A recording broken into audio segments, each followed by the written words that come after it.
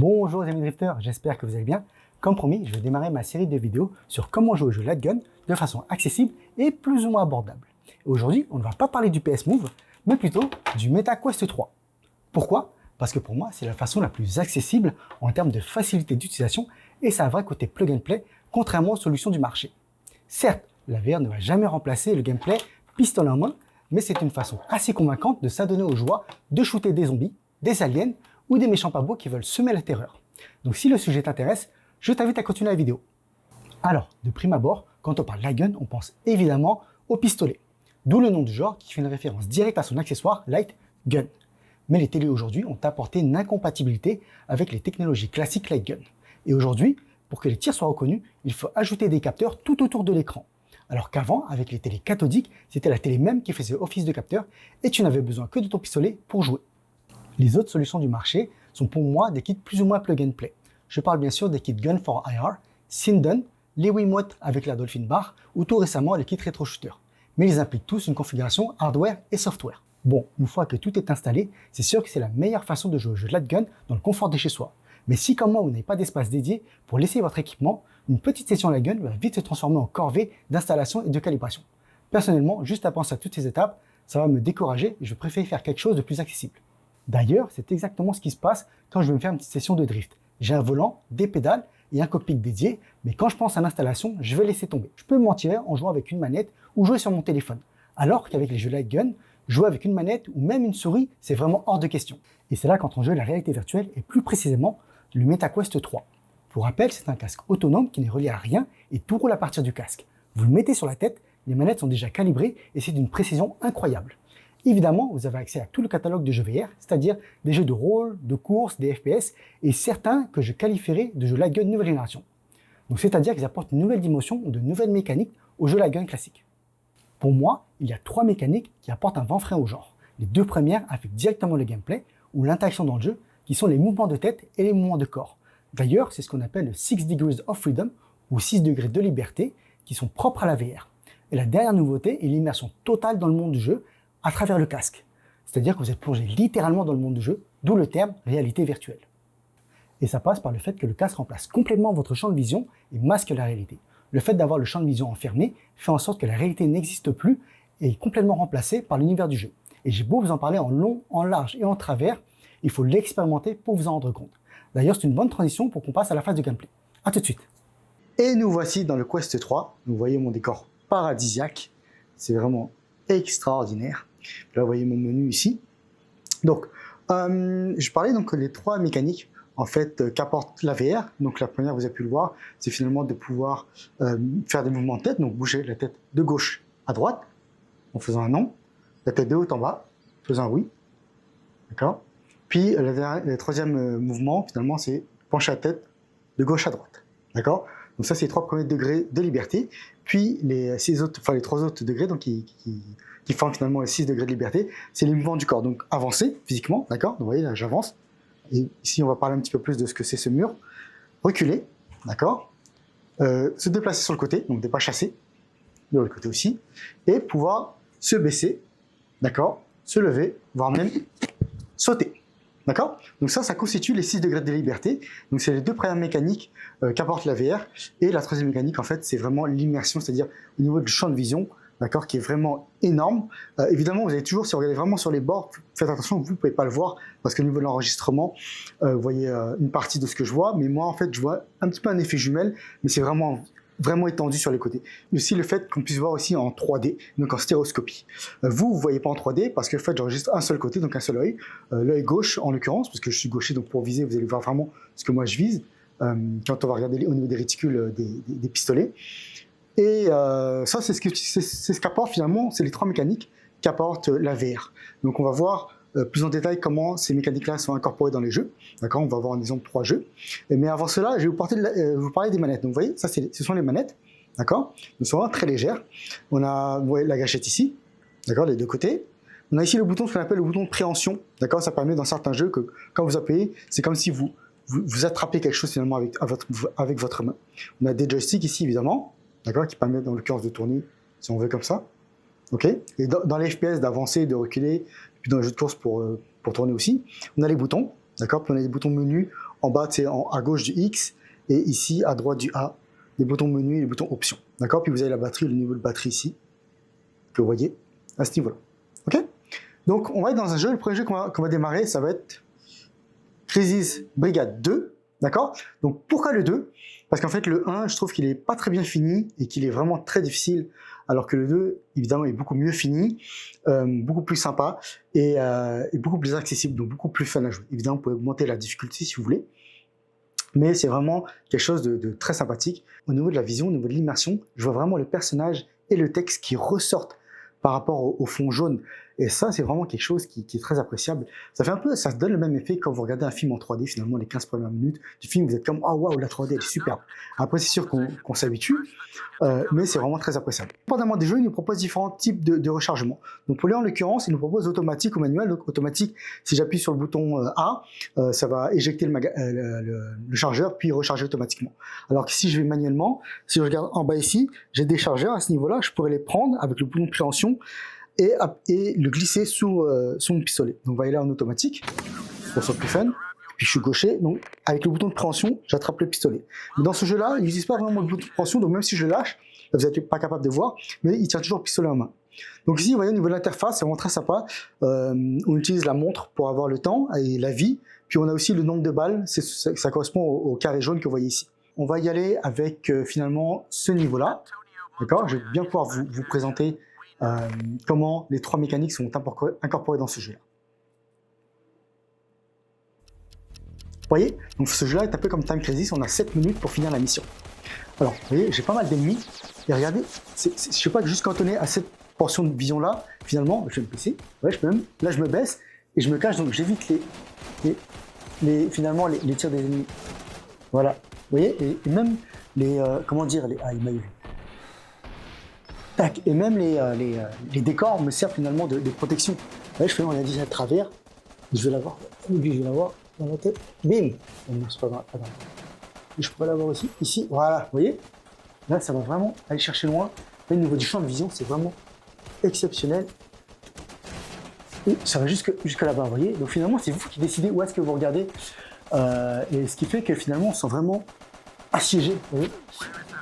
Et ce qui est intéressant aussi, là j'ai terminé. Et ce qui est intéressant, avant qu'on continue un petit peu plus dans le jeu, c'est qu'en fait, au niveau des 6 degrés de liberté, donc ça s'applique à vous, donc au niveau du casque, donc si je bouge comme ça, vous voyez, mon personnage bouge, je pourrais peut-être même avancer, d'accord, jusqu'à un certain point, d'accord, bon évidemment, j'ai pas vraiment d'obstacle ici, donc je pourrais aller rentrer dans le bidon, mais si j'avance un petit peu trop, je vais vous expliquer tout à l'heure, je vais doucement, voilà, ici, c'est ce qu'on appelle le Guardian, d'accord, c'est un mur invisible, virtuel, que j'ai créé, que j'ai défini avant de jouer, d'accord, avant chaque jeu ou avant chaque application qui utilise la réalité virtuelle complète comme ça, qui remplace votre montre réelle par un monde virtuel, vous devez définir un Guardian et ça enregistré évidemment, puis vous pouvez en avoir plusieurs. Et pour jouer en stationnaire aussi, si vous voulez, c'est-à-dire en restant sur place sans forcément bouger trop. Et ça vous permet justement, par exemple, si je dépasse ici le Guardian, vous voyez tout doucement, parce qu'il y a un mur derrière, vous voyez, il y a un mur juste ici là, le mur de chez moi. Vous voyez, ici c'est chez moi, et j'ai défini Guardian, donc un espace de sécurité que si je vais trop mieux en arrière, par exemple si je vais en arrière, là je recule, vous voyez, le Guardian apparaît pour me dire que je suis proche du mur arrière, vous voyez. Donc c'est vraiment quelque chose de très sécuritaire, je vous dirais. Évidemment, s'il y a quelqu'un qui passe dans votre Guardian, on va dire, dans l'espace du Guardian, c'est possible de lui mettre un coup ou quoi que ce soit. Le casque détecte pas ce genre de choses, mais pour ne pas rentrer dans les murs ou dans les meubles, c'est vraiment très apprécié. Donc on va continuer. Et je vous parlais au fait des mécaniques, donc les 6 degrés de liberté, donc je vous disais, ça s'applique à vous, donc au niveau du casque, pour déterminer votre position dans l'espace, mais aussi indépendamment de vos mains. Donc vous voyez, je peux mettre ma main par là, et puis comme dans les films, je peux aller ici, me cacher, et je peux tirer à l'aveugle. Oh, je l'avais pas vu lui, une mitraillette ici, je peux tirer à l'aveugle. Est-ce que j'ai quelqu'un? Regardez, je vais tirer, et là, vous voyez, j'en ai 2. Voilà, je peux. Et là, je suis protégé finalement. Vous voyez? Même si je sais pas où je tire, un peu comme dans les films. Ah, il m'a eu lui. Tiens, dans la tête. Là, je peux aller chercher l'ennemi sur les côtés. Même si je vois que tu l'as, tac, le temps que je recharge. Vous voyez, c'est vraiment extraordinaire. Au niveau des barres, regardez, je tire. Là, je vois qu'il me reste 2, 1, 2, et ça recharge automatiquement. Et puis là, vous voyez, ici, donc il me reste 3 points de vie, puis j'ai 4 minutes pour finir la mission. On va continuer. Ok? Allons-y. voyez, c'est vraiment des nouvelles mécaniques. Moi, je trouve qu'ils apportent un vent de fraîcheur au genre. Je trouve ça vraiment très apprécié. Ça varie beaucoup le gameplay. Ah, il m'a eu. Boum. Bon, là, j'ai mis aussi le laser pour m'aider à viser. Là, le ralenti. Et vous voyez, on va y aller. Je sais pas si je peux casser quelque chose, mais on va y aller sans le laser. Donc, si je vise ici, je tire au-dessus du vase, au niveau du vase. Vous voyez, la précision, c'est vraiment extraordinaire. Donc, ça, c'est pour Crisis Brigade 2. D'accord. Je vais vous montrer un autre niveau pour montrer une option qui est vraiment très intéressante. Et on revient tout de suite. À tout de suite. Et nous voilà dans une autre mission. Donc, je vais vous montrer. J'ai enlevé finalement le laser. Vous voyez. Et je me suis pris un petit bouclier pour que ce soit plus facile. Vous voyez, au niveau des graphismes, c'est vraiment super. Puis on peut aller jusqu'en arrière. Hein. Vous voyez, le monde existe tout autour de nous. Vous voyez, et là, on va viser. C'est viser la tête. Voilà, les poches, c'est facile. La tête, vous voyez comment c'est précis? Là, je vise vraiment avec la réticule. Hein.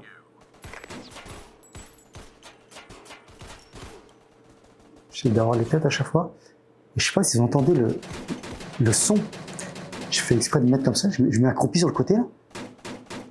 Vous entendez? C'est super quoi. L'immersion, on se sent vraiment assailli quoi. C'est vraiment extraordinaire comme sensation. Vous voyez, il y a la Gordon qui apparaît parce que je suis proche en fait du bord. C'est juste à moi de reculer un petit peu.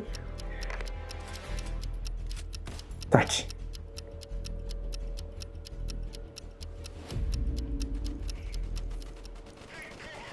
Et je peux même aller jusqu'ici. Voilà, voir elle. Oh là là.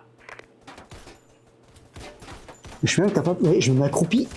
En fait, je suis quasiment allongé à terre. Je suis capable. Vous voyez, de tirer à travers les objets. Allez, une mitraillette. Oh là là, pile dans la tête. Bon, c'est un coup de chance. J'étais pas en train de viser. Bon, je vais me relever.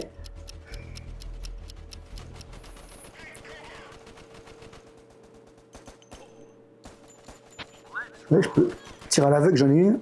Ici.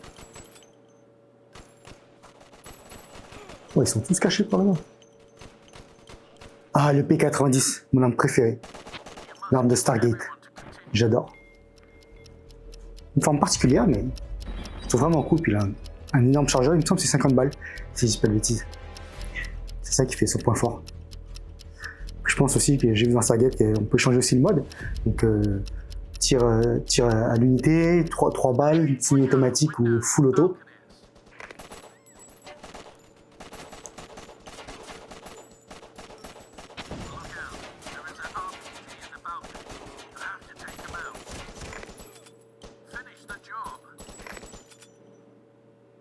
Il en reste un. Je pense.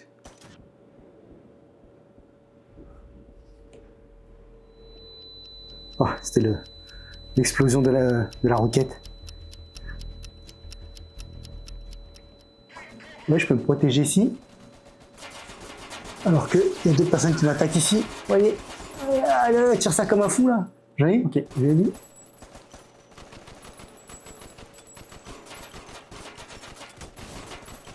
Oh là là, je l'ai pas vu. Oh là là. Ah, c'est. Il est où? Puis je me la joue gangsta là, vous voyez? Bon, shotgun. You talk to me? Viens, toi, tu te caches? Allez, dernière scène, puis après on va passer au deuxième jeu. Et pour les amateurs de House of the Dead, je pense que vous allez adorer ça. Lui, il est plus style Virtua Cop, Time Crisis, finalement. Toi, tu devrais aller avec tes potes, toi. Bim, bim, bim, bim, bim, bim. Protection, quand je recharge, bim, dans la tête. Bim, ah, il m'a eu. Tu aussi, Mike? Bim, je sais que faire des headshots.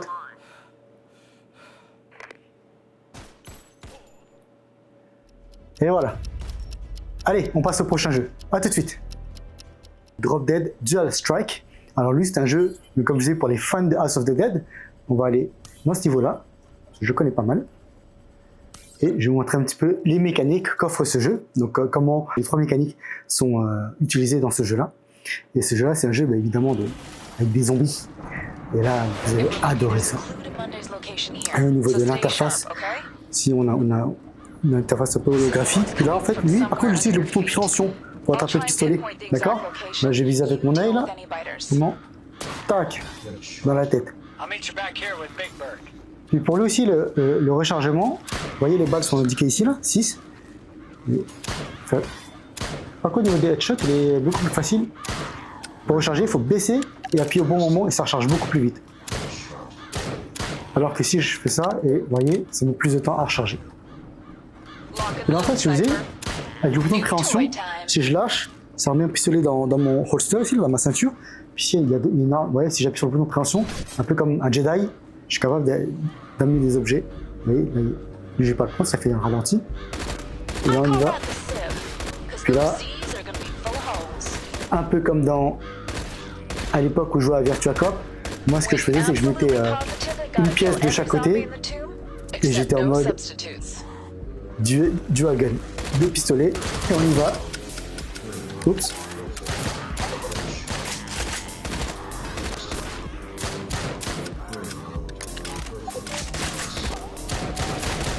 Et voilà, c'est la folie.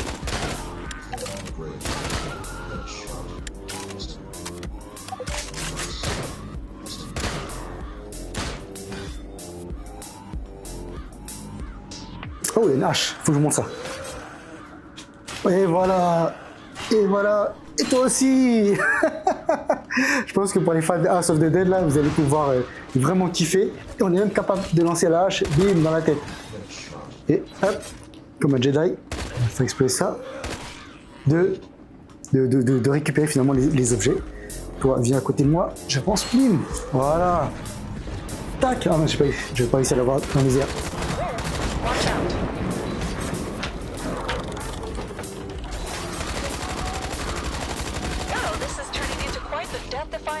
Tac, ah non, j'ai pas eu. Tac, je vais te trancher directement. Tac. Voilà. Ouais, pas mal. Ouh, une deuxième arme. Bon, on va y aller. Hop, comme ça. Je vais récupérer. Toi en l'air, j'ai pas réussi à l'avoir. Ah, là c'est bon, c'est qui tonton?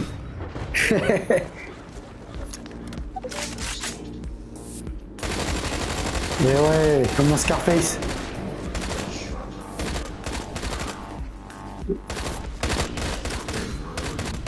Plus d'armes. C'est quoi ça? Ah non, ça c'est... Ok, ça c'est quoi? Je sais pas à quoi il sert. Ah, je peux...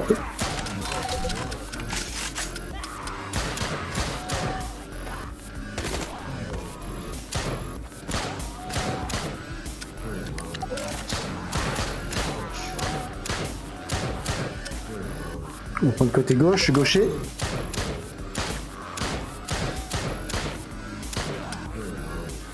Ah, il y a ça aussi là. Ah non, c'était trop loin. Je sais pas quoi c'est. Et voilà. Donc ça c'était Drop Dead Cabin Dual Strike. J'espère que vous avez aimé. Il y a un autre jeu qui est similaire, qui est dans la même veine, c'est la même équipe. Ça s'appelle Drop Dead Cabin. Lui, en fait, il vous permet de jouer. En fait, lui, c'est plus un FPS, c'est-à-dire qu'avec les joysticks, vous pouvez avancer, vous déplacer, et vous pouvez aussi utiliser la version MR, c'est-à-dire réalité mixte. Ça, on va en parler dans une autre vidéo, mais ça aussi, c'est vraiment très intéressant. On va passer au troisième et dernier jeu avant de passer à la conclusion. Donc, à tout de suite. Et nous voilà dans un de mes jeux favoris. C'est vraiment un coup de cœur. C'est, attention, roulement de tambour. Et voilà, Robo Recall Unplugged. Un de mes jeux coup de cœur. Honnêtement, ce jeu, il est extraordinaire. C'est un jeu semi-la gun, je dirais semi-FPS, dans le sens où on peut se déplacer, sauf que c'est pas comme un FPS, c'est-à-dire qu'on se téléporte. Donc il y a beaucoup de jeux où vous avez cette option-là de pouvoir vous téléporter, pas tous évidemment, et donc ça vous donne un côté plus ou moins flexible, statique, et pour les gens comme moi, je suis pas encore trop habitué à la VR, ça me donne un peu la gerbe. Donc avec ce genre de procédé, finalement de déplacement en locomotion, vous voyez, en fait je me téléporte, ça me donne moins finalement la gerbe. C'est sûr que ça peut être déboussolant, par exemple ici, vous voyez, j'ai poussé le joystick pour dire que voilà, je veux me déplacer. Après ensuite, physiquement, je déplace ma main où est-ce que je veux. Puis ensuite, dépendamment de la direction à laquelle je tourne mon joystick, c'est la direction à laquelle je vais faire face. Donc, vous voyez ici, un gros robot bleu, puis un robot rouge. Si je vais ici, je vais être entre les deux, mais je vais regarder vers la droite. C'est-à-dire que le robot bleu va être sur ma gauche et le robot rouge vers ma droite. Donc si je lâche, tac, vous voyez, il est ici, à ma gauche, et le robot rouge à ma droite. Si je fais la même chose, je vais regarder derrière, donc je pourrais me retourner physiquement, ce que je fais là, actuellement, en tournant ma tête, mais après on va être un peu déboussolé, on peut juste faire ça. Donc je vise en arrière, j'ai mis mon joystick vers le bas, pour dire que je veux regarder en arrière, puis finalement je vais me déplacer juste devant, faire un pas, mais me retourner finalement. Comme ça, physiquement, j'ai pas besoin de me retourner. Donc on va aller là-bas pour aller dans le menu, voilà, pour aller choisir la mission, puis on se retrouve tout de suite dans une mission. Donc là, lui, on a des pistolets ici, puis j'ai mis les lasers pour m'aider à viser. Lui, ce qui est bien, c'est, vous voyez, un peu comme Neo, je pourrais finalement en fait, dévier les balles. Regardez, on va se laver Matrix. On va se mettre ici, si c'est ce qu'il veut. On va le shooter dans les airs. Tac, tac. Oui, je vais tirer, je peux, comme dans Matrix. Wow. Puis c'est vraiment fun, je peux attraper. Et tac, jeter une balle. On va prendre. Tac, tac, tac. Vous voyez ça? Je peux m'approcher avec le bouton de préhension, attraper. Si je lâche, ça lâche le pistolet. Donc là, je tire le bouton de préhension. Je vais m'approcher. Bim! Par-dessous. Bim! J'aime bien son gun à lui. Voilà. Et tac! Je l'ai attrapé. Oh! Ça, c'est un laser. Une mitraillette. On va dire. Ah, lui, il a un chargeur étendu, je pense. Ouais. Ah non, pardon. Bon. Je sais pas si c'est un silencieux ou autre chose. Vous voyez, les mécaniques de ce jeu-là. Là, je peux taper sur les balles. Par contre, tout ce qui est plasma, je peux pas vraiment. Donc, je préfère quand même les balles. Mon pistolet, je veux dire. Donc, j'en ai deux ici. Puis, j'en ai aussi deux dans mon sac à dos. Au-dessus des épaules. Vous voyez, donc je vais les chercher en arrière. J'appuie sur le bouton de préhension. Tac. Et là. Ce jeu existe aussi sur PC VR, c'est-à-dire que vous devez, la version PC, vous l'installez sur un PC, vous branchez avec le casque, donc avec ou sans fil, et en fait ça transmet, ça diffuse, donc ça fait tourner le jeu depuis le PC, et ça diffuse sur le casque, et là évidemment les graphismes sont beaucoup plus beaux visuellement, évidemment ça prend un PC quand même pas mal, c'est pas le même investissement, mais vous voyez, ce jeu, ils l'ont porté sur Quest, je sais plus, ils l'ont porté sur Quest, et voilà, dans le plasma. Ils ont porté sur Quest et évidemment les graphismes sont un peu moins beaux, mais tout à fait jouable. Puis quand on est à fond dedans, on voit pas vraiment de différence. Je vous dirais vraiment si vous êtes côte à côte, à vous comparer. Et c'est un truc sympa, c'est que vous pouvez, pour recharger votre arme, finalement vous pouvez le jeter, ça recharge. Ouais, j'ai 36 balles. Il est où lui? Je vais me mettre ici, pour que ce soit plus simple. Je le jette dedans, ça rebondit et tac, ça va la recharger. Ouais, 40 balles. Un petit peu loin. Je pense qu'il y en a un autre par ici. Tac. Et je ne vous ai pas montré aussi, ce que je peux faire, c'est que je peux même attraper, voilà, l'utiliser comme bouclier, ou prendre lui, arracher sa tête et jeter le personnage sur les autres. Voilà. C'est vachement cool comme gameplay, honnêtement, c'est, je vous dirais, entre le FPS et le, comment dire, et le light gun, dans le genre, c'est un peu un mélange des deux, je vous dirais.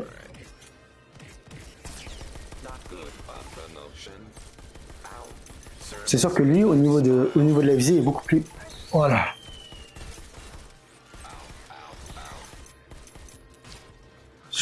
Je vais prendre lui, de ce côté-là. On va, il est où? Ah mince. Ouais, je sais pas ce qui s'est passé. On va l'attraper, prendre une jambe et la balancer sur son pote, prendre la tête, l'éclater lui. Voilà. C'est vraiment super fun. Tac, je me protège. Prends un bras. Ouais. Quand je suis en déplacement comme ça, il ralentit le temps en fait. Pour m'aider. Je m'approche de lui et je lui dis bim avec le bras de ton pote. Et toi, tiens, ah mince. Hein? Wow, là je suis allongé par terre.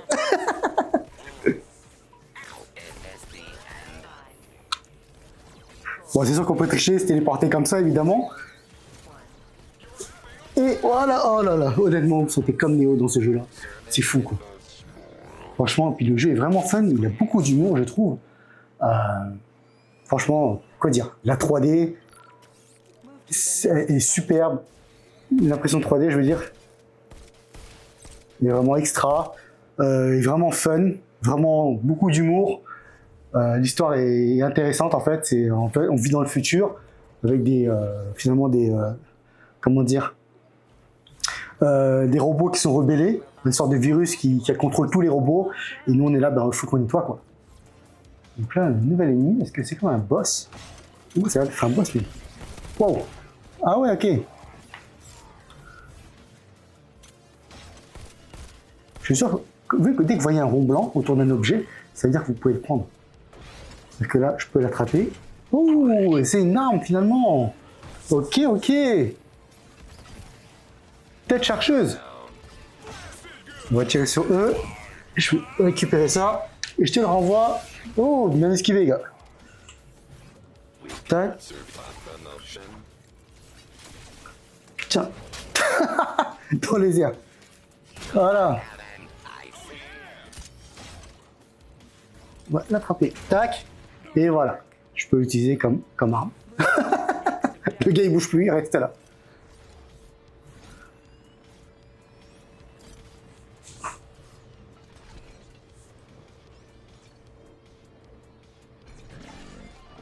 Ouais, pas mal. Dans les airs. Toi aussi, tu vas y avoir droit. Boum. Je pense qu'il y en a un ici. Ah, il est juste là. Vas-y, vas-y, tu peux venir. Cadeau. Bye bye. Ah, allez, on va le lancer. Hop, boum. Tac, boum. Ah, tire dans le sol. Allez. Allez, on va finir sur lui. Et voilà. Voilà pour les gameplays, donc on va passer à la conclusion. J'espère que vous avez aimé. A tout de suite. Pour la conclusion, on va passer en revue les points négatifs et les points positifs. Alors pour les moins, on a quand même un prix d'entrée assez élevé de 650 $ plus les taxes ici au Canada pour la version 128 Go. Vous pouvez bien sûr aller avec le Quest 2 si vous voulez, mais bon, au niveau visuel, c'est moins beau à cause des lentilles qui sont utilisées. Donc c'est des lentilles Fresnel, alors que là, c'est des lentilles qu'on appelle Pancake. Pour les points négatifs, vous avez aussi le poids. Le casque en tant que tel fait 459 grammes, alors que chaque manette fait 104 grammes. Vous avez aussi le fait que votre champ de vision est complètement bloqué de la réalité. Donc le concept de réalité virtuelle n'est pas vraiment pour tout le monde, surtout si vous avez des problèmes de santé, peut-être de la claustrophobie, ou alors des problèmes de vision, des problèmes de focus. Et dernier point négatif, c'est le feeling. Donc les manettes vont jamais remplacer un feeling au gun, surtout avec le recul, mais pour ça, j'ai peut-être une solution que je vous présenterai dans une prochaine vidéo. Pour les points positifs, on a vraiment une solution plug and play. Vous mettez le casque, vous achetez le jeu et vous jouez direct. Il n'y a aucune calibration hardware et software. D'ailleurs, vous pouvez même transporter et aller jouer chez des amis, jouer dans un parc, en voiture ou même en avion. Vous avez accès aux jeux de nouvelle génération, aux jeux de la gun de nouvelle génération, donc avec un nouveau gameplay, une nouvelle immersion, la vue stéréoscopique, donc pour apprécier la distance, ça c'est vraiment cool. Et évidemment, vous avez accès à tout le catalogue du GVR. Les nouveaux jeux de rythme, donc les Beat Saber, Saint Rider et tout ça, les jeux de rôle, des méos, les jeux de course ou les FPS. Et il y a aussi des jeux qui sont vraiment cool, c'est les jeux MR, donc en réalité mixte, qui mélangent en fait le jeu à votre environnement réel. C'est vraiment bluffant et il faudrait qu'on en parle dans une autre vidéo. Pour finir, je vais vous donner mon avis et ouvrir la porte vers d'autres possibilités qu'offre ce casque. Pour moi, c'est un gros oui. Certes, je suis déjà attiré par la VR et le fait de jouer à des jeux de type light gun me fait encore plus aimer la VR, mais vous avez aussi la possibilité de jouer à des jeux light gun classiques. Évidemment, ça va vous demander cette fois-ci de la configuration software avec un PC et des logiciels de type Virtual Desktop. Mais si vous avez fait le tour des jeux VR, vous allez pouvoir jouer à tout votre catalogue de jeux light gun classiques sur votre casque en bénéficiant de la précision des manettes et en jouant sur un écran géant. Le streaming du PC au casque peut se faire avec ou sans fil et Virtual Desktop vous permet aussi de travailler ou de surfer sur le web sur plusieurs écrans virtuels. Donc il y a pas mal d'avantages connexes. Voilà les amis drifters, j'espère que vous avez aimé la vidéo. N'hésitez pas à aimer ou à vous abonner, surtout si vous ne voulez pas louper les prochaines vidéos, notamment celle sur l'accessoire qui ajoute du recul et vous donne un feeling de gun, ou alors celle sur les jeux MR. Ciao! Juste à penser à toutes ces étapes. What?